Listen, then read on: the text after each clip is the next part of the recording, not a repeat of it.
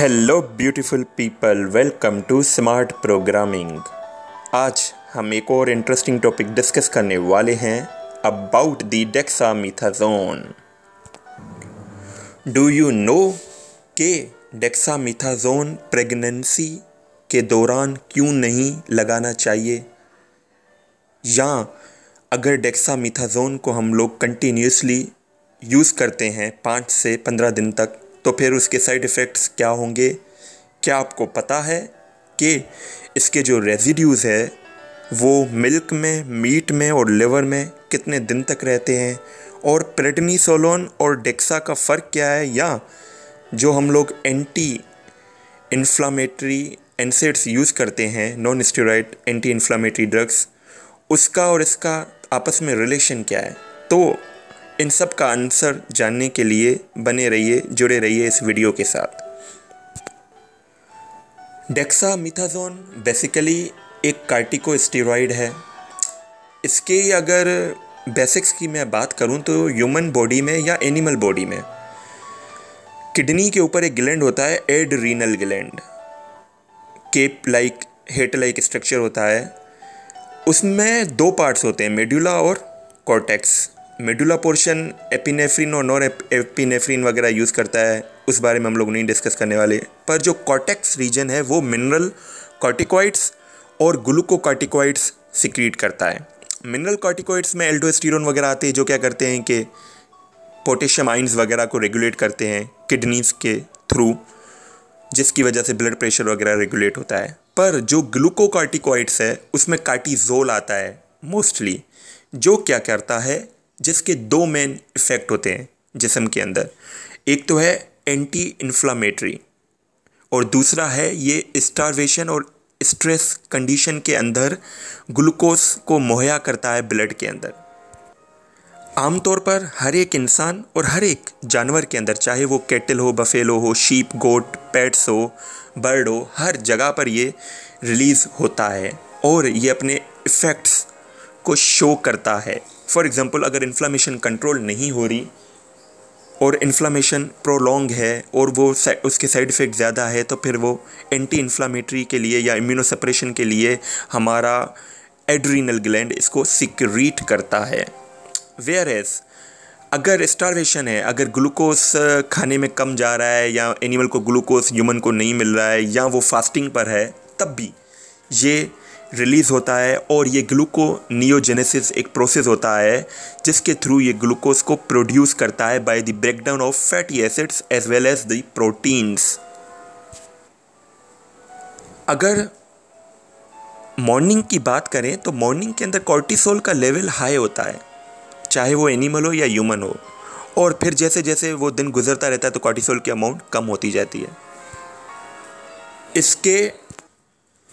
इसके mechanism of action को समझने से पहले समझते हैं इन्फ्लामेशन है क्या।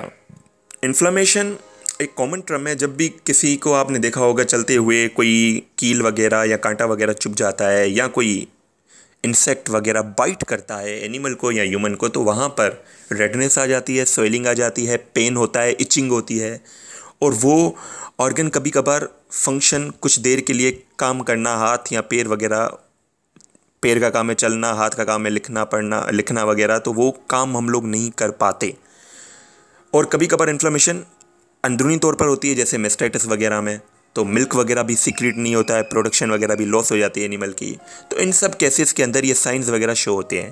पर अगर ये साइंस प्रोलॉन्ग रहे तो फिर प्रोडक्शन भी इफेक्ट होती है, as well as health of the animal and human is also affected. तो इस वजह से एंटी इन्फ्लामेटरी हमें देने पड़ते हैं वेटनरी प्रैक्टिस में as well as medical practice के अंदर। अब इसके मैकेनिज्म ऑफ एक्शन की अगर मैं बात करूं तो जब भी इंजरी होती है तो होता यह है कि जो हमारे सेल हैं, एनिमल सेल और ह्यूमन सेल, उसकी मेम्ब्रेन बर्स्ट होती है। तो उसके मेम्ब्रेन के अंदर एक बाउंड एंजाइम होता है जिसका नाम है फॉस्फोलाइपेज एंजाइम A2, PLA2 बोलते हैं इसको। वो क्या करता है, वो जो फॉस्फोलिपिड होते हैं, आप सबको पता है कि सेल मेम्ब्रेन फॉस्फोलिपिड की बनी होती है, तो उसको फॉस्फोलिपिड को कन्वर्ट करता है एराकिडोनिक एसिड के अंदर। और ये एराकिडोनिक एसिड क्या करता है, कॉक्स पाथवे के थ्रू या लॉक्स पाथवे के थ्रू, कॉक्स पाथवे को बोलते हैं साइक्लोऑक्सीजिनेज पाथवे के थ्रू प्रोस्टाग्लैंडिन्स प्रोड्यूस करता है, जो इन्फ्लामेटरी मीडिएटर्स होते हैं, जो इन्फ्लामेशन को काज करते हैं, जो वेस्कुलर परमिबिलिटी को बढ़ाते हैं। वहाँ पर ल्यूकोसाइट्स जाएंगे, वहाँ पर ब्लड सप्लाई बढ़ेगा, रेडनेस बढ़ेगी, स्वेलिंग बढ़ेगी और इन्फ्लामेशन काज होगी। तो ये सब चीज़ें कॉक्स कराता है। और लॉक्स क्या है, लिपो ऑक्सीजनेज पाथवे होता है, जो स्पेशली ट्रकिया और विंड पाइप जितने भी होते हैं एनिमल और ह्यूमन के अंदर, वहाँ पर स्वेलिंग काज करता है, विंड पाइप को सिकुड़ाता है, ब्रोंको कॉन्स्ट्रिक्शन कराता है, तभी खांसी वगैरह होती है। तो ये सारी चीज़ें भी इन्फ्लामेशन के अंदर आती हैं। अब इन सब से बचने के लिए हमें करना क्या है, हम इस एंजाइम को ही बंद कर दें, PLA को, फॉस्फोलाइपेज A2 को। अगर इसको ही इनहिबिट कर देते हैं तो एराकिडोनिक एसिड ही नहीं बनेगा। अगर एराकिडोनिक एसिड नहीं बनेगा तो फिर कॉक्स पाथवे और जो लॉक्स पाथवे ये दोनों नहीं बनेंगे। तो अल्टीमेटली हम लोग इनहिबिट करेंगे प्रोस्टाग्लैंडिन को और इंटरल्यूकिन्स को। इसके साथ साथ अगर ग्लूकोनियोजेनेसिस की मैं बात करूं तो ग्लूकोनियोजेनेसिस वर्ड का मतलब है कि ग्लूकोज को प्रोड्यूस करना रेदर देन ग्लाइकोजन। जो लिवर के अंदर ग्लाइकोजन स्टोर किया होता है उसके अलावा मसल्स को तोड़कर या जो एडिपोस टिश्यूज़ में फैटी एसिड ट्राइग्लिसराइड्स की फॉर्म में होते हैं फैटी एसिड्स, उनको बाहर निकालना, ताकि फिर वो फैटी एसिड या अमाइनो एसिड को ग्लूकोनियोजेनेसिस के थ्रू लिवर उनको ग्लूकोज के अंदर कन्वर्ट करे और ब्लड ग्लूकोज लेवल को इंक्रीज़ करे।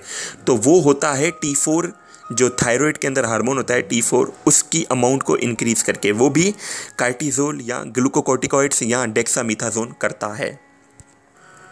पोटेंसी की अगर हम लोग बात करें तो कार्टिसोल जो नेचुरली ह्यूमन और एनिमल बॉडी में बनता है उससे 7 गुना ज़्यादा, उससे 30 गुना ज़्यादा ये इफ़ेक्ट डालता है।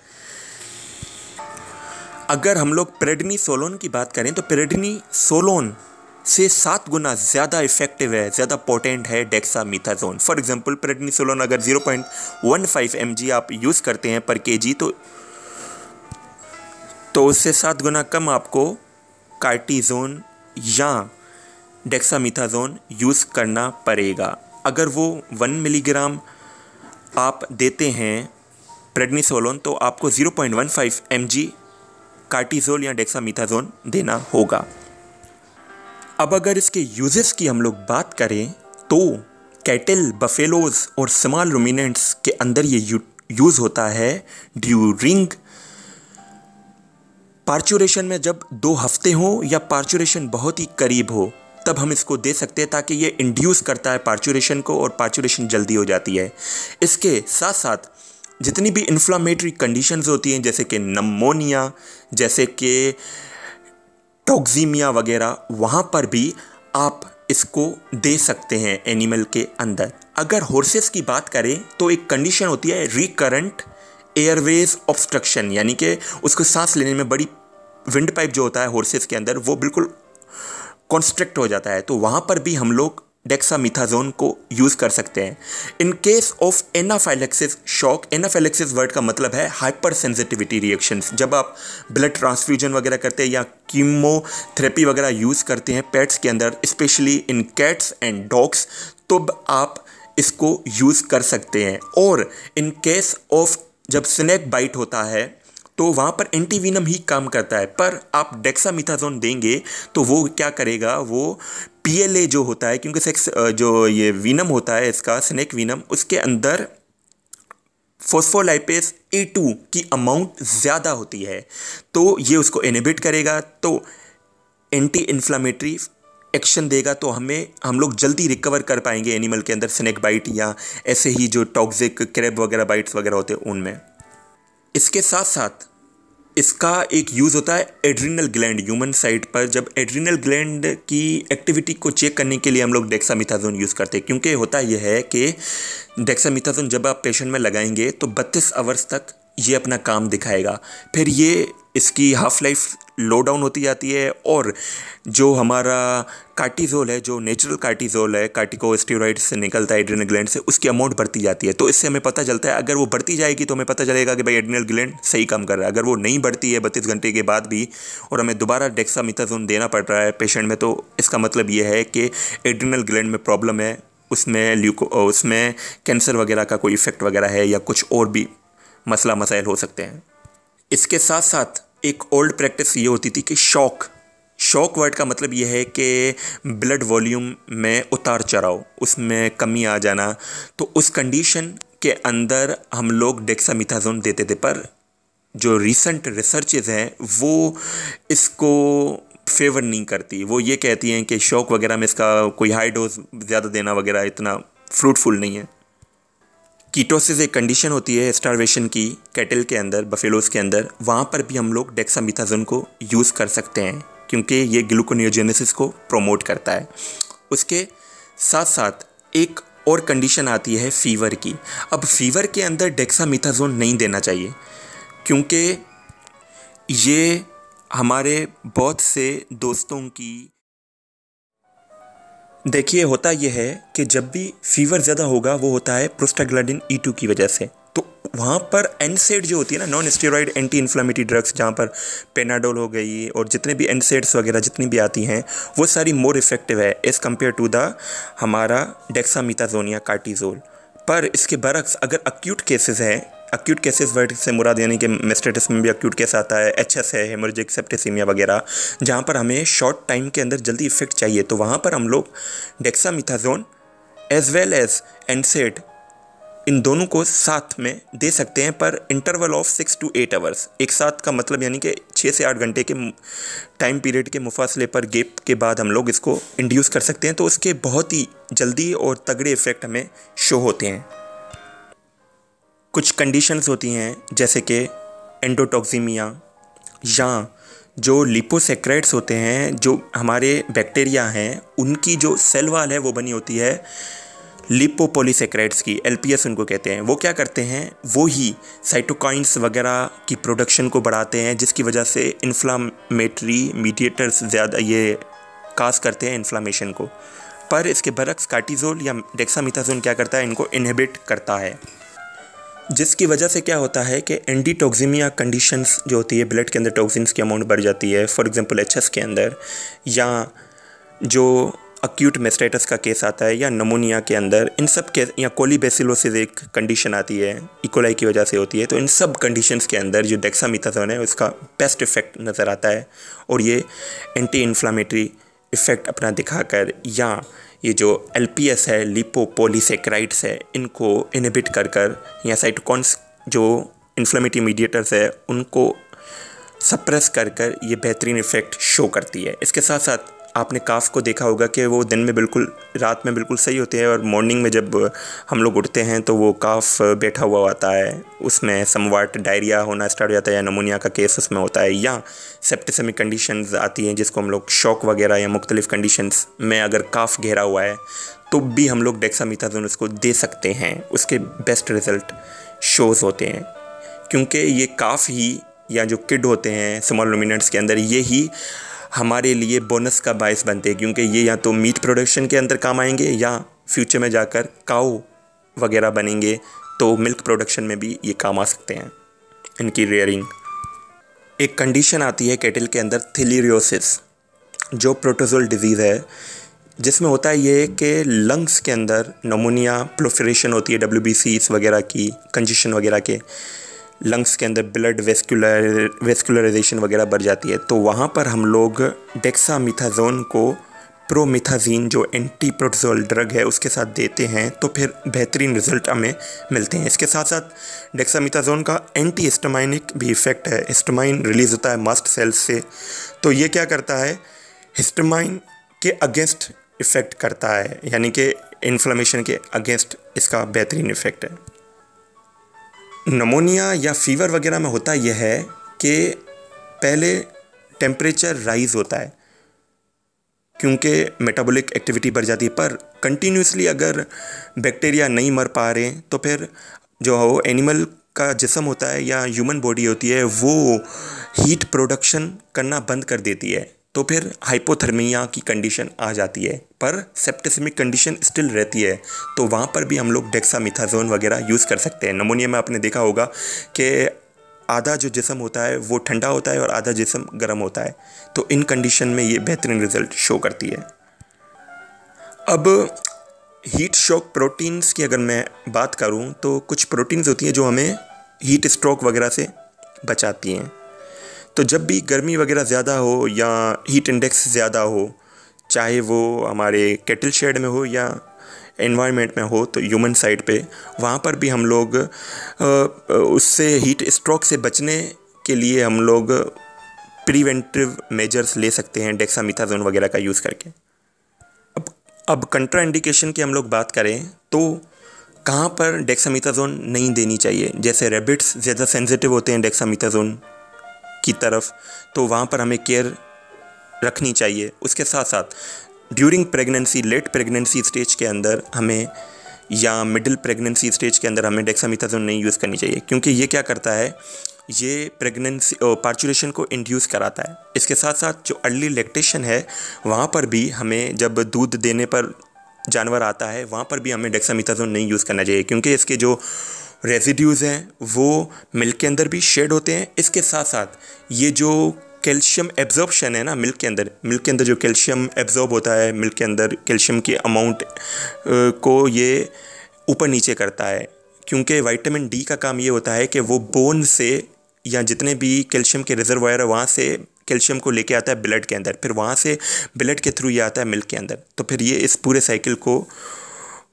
ख़राब करता है। इसका जो दूसरा साइड इफ़ेक्ट है वो है इट इम्पेयर्स हीलिंग, यानी कि जो हीलिंग होती है, चाहे वो म्यूकस मेम्ब्रेन में हो, इंटरनली हो या बाहर स्किन पर हो, उसको ये इफ़ेक्ट करता है। तो इसी वजह से अगर आपके डीप वुंड्स हो, चाहे वो स्किन पर हो, ह्यूमन साइड पे या एनिमल साइड पे, वहाँ पर हमें ट्रॉपिकली भी इसको यूज़ नहीं करना चाहिए डेक्सामेथासोन को, क्योंकि ये हीलिंग को इम्पेयर करता है। क्योंकि ये प्रोटीन को, इसका इफ़ेक्ट है ग्लूकोनियोजेनेसिस का, यानी कि प्रोटीन को ये तोड़ता है, तो ये फिर हीलिंग कैसे कराने पर प्रोमोट करेगा, ये डी प्रोमोट करता है हीलिंग को। तो इस कंडीशंस में या अक्यूट केराटाइटिस होती है, जैसे स्किन की डिजीज़ वगैरह होती है, वहाँ पर हमें इनको ट्रॉपिकली और इंटरनली भी यूज़ नहीं करना चाहिए डेक्सामेथासोन को। ह्यूमन साइड पे जो भी डायबिटिक पेशेंट होते हैं या ह्यूमन और एनिमल साइड पे अगर रीनल फेलियर का केस है, तो वहाँ पर भी डेक्सामेथासोन नहीं यूज़ करनी चाहिए। डायबिटीज़ में होता यह है कि ब्लड ग्लूकोज लेवल ऑलरेडी बढ़ा हुआ होता है, अगर आप डेक्सामेथासोन देंगे तो ब्लड ग्लूकोज लेवल और भी ज़्यादा बढ़ जाएगा, तो वो डैमेज काज करेगा। रीनल फेलियर में क्या होगा कि भाई ग्लोमेरुलस फिल्ट्रेशन होती है ग्लूकोज की, तो वहाँ पर अगर किडनी ही फेल है तो ग्लूकोज या ग्लोमेरुलर फिल्ट्रेशन वगैरह इफ़ेक्ट हो सकती है, जिसकी वजह से मोर रीनल फेलियर के चांसेस हो सकते हैं। तो रीनल डिजीज़ वगैरह में भी इसको हम लोग प्रोहिबिट करते हैं, नहीं देते। अमूमन एक रॉन्ग प्रैक्टिस होती है पैरा वेटनरी स्टाफ के थ्रू या नर्सिंग स्टाफ के थ्रू, वो क्या करते हैं कि एनसेड और डेक्सा दोनों मिलाकर देते हैं, जिसके साइड इफ़ेक्ट ये होते हैं कि जो अल्सर्स होते हैं स्टमक के अंदर या स्किन के ऊपर, ट्रॉपिकली अगर हम लोग दोनों को साथ मिलाकर देते हैं तो वो वुंड हीलिंग को इफ़ेक्ट करता है। तो हमें इन दोनों को अमूमन साथ नहीं देना चाहिए। इन केस ऑफ अक्यूट अगर सेप्टिसीमिया कंडीशन है तो वहाँ पर हम लोग दे सकते हैं, वो भी इंटरवल के बाद, वरना हमें इन दोनों को साथ नहीं देना चाहिए। ये जो रिंगर लैक्टेट और जो एनरोफ्लॉक्सिन वगैरह होते हैं ना, ये क्या होते हैं, एसिडिफाइंग सॉल्यूशंस होते हैं, इनके साथ हमें डेक्सा मिलाकर मिक्स कर नहीं देनी चाहिए। अदरवाइज़ ये बहुत ही ज़्यादा कॉम्पेटेबल है, जितने भी आईवी जितने दूसरे भी ट्रांसफ्यूजन्स वगैरह होते हैं वहाँ पर कॉम्पेटेबल है, पर एसिडिफाइंग मीडियम्स जो होते हैं, सॉल्यूशंस होते हैं, वहाँ पर हमें प्रोहिबिट करना चाहिए। एक और इफ़ेक्ट है डेक्सामेथासोन यूज़ करने के लिए, वो ये है कि इसका जो इम्यूनोसप्रेशन इफ़ेक्ट है वो 32 घंटे तक होता है, एनिमल हो या ह्यूमन हो। तो एड्रिनल ग्लैंड की जो फंक्शन है वो इम्पेयर हो सकता है, तो जब भी इसको यूज़ करें तो लॉन्ग टर्म के लिए यूज़ ना करें और ये सोच कर यूज़ करें। इसके साथ साथ एंटोटॉक्सीमिया कंडीशन आती है गोट्स के अंदर, वहाँ पर भी हमें इसको नहीं देनी चाहिए। और डॉग्स के अंदर पार्वो वायरस का इन्फेक्शन होता है, वोमिशन वगैरह होती है, वहाँ पर भी हमें डेक्सामेथासोन को नहीं यूज़ करना चाहिए, वही एंटी हीलिंग इफ़ेक्ट की वजह से। इसके साथ साथ जब भी हम लोग लेसेक्स दें, जो हम लोग यूरिनरी रिटेंशन में देते हैं, तो वहाँ पर भी हमें इसका नेगेटिव इफ़ेक्ट मिलता है, क्योंकि ये हाइपोकैलेमिया काज करता है। अगर पोटेशियम की अमाउंट कम हो जाएगी ब्लड के अंदर, तो वो क्या काज करेगी, हार्ट अरिदमिया या हार्ट अरेस्ट, हार्ट अटैक वगैरह भी काज कर सकता है। इसका एक और भी साइड इफ़ेक्ट है, ये इंसुलिन को इफ़ेक्ट को सप्रेस करता है, इंसुलिन के ख़िलाफ़ काम करता है। तो जितनी भी अर्ली लैक्टेटिंग एनिमल्स हैं वहाँ पर ऑलरेडी वो इंसुलिन रेजिस्टेंट होती है। अगर आप वहाँ पर डेक्सामेथासोन देंगे तो फिर वो मज़ीद इंसुलिन की एक्टिविटी को सप्रेस करेगा। और डायबिटिक पेशेंट के अंदर भी इंसुलिन जो पेशेंट यूज़ करते हैं ह्यूमन साइड पर, तो वो वहाँ पर डेक्सामेथासोन हमें यूज़ नहीं करनी चाहिए। इसके साइड इफ़ेक्ट्स की बात करें तो ये मिल्क के अंदर 96 आवर्स तक, यानी कि 4 दिन तक शेड डाउन हो सकता है, इसके रेजिड्यूज मिलते हैं। इसके साथ साथ अगर मीट के लिए हम लोग एनिमल को यूज़ करते हैं तो 8 दिन तक उसका मीट हम लोग यूज़ नहीं कर सकते, और लिवर के अंदर ये 6 हफ्तों तक इसके रेजिड्यूज रहते हैं। इसके साथ साथ डोज बड़ा इम्पैक्ट डालता है, तो इसका जो ये डोज़ है वो मिलीग्राम्स में ऊपर नीचे होता है। अगर आप पार्चुरेशन इंड्यूस कराने के लिए यूज़ कर रहे हैं तो अलग डोज हमें यूज़ करना चाहिए, और अगर आप एंटी इन्फ्लामेटरी यूजेस का इफ़ेक्ट देखना चाहते तो हमारे अलग डोज यूज़ करना है। एनिमल स्पीशी के हिसाब से भी डोज ऊपर नीचे होता है, तो इन सब चीज़ों का हमें ख्याल रखना चाहिए, ये भी साइड इफ़ेक्ट काज कर सकते हैं। इसके साथ साथ जो दीगर साइड इफ़ेक्ट्स हैं वो है पोलीफेजिया, बार बार भूख का लगना, पोलीडिप्सिया, बार बार प्यास का लगना, और पोलीयूरिया, बार बार यूरिनेशन होना।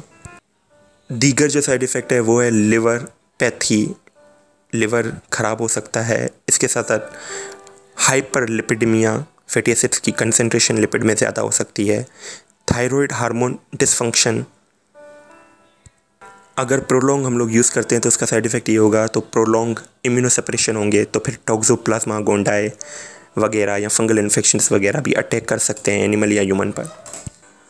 और इन सब साइड इफ़ेक्ट्स के साथ साथ हॉर्सेस के अंदर एक और भी इफ़ेक्ट होता है, वो है लेमनाइटिस का। आई होप ये मेरी छोटी सी कोशिश आप सबको पसंद आई होगी। मिलते हैं।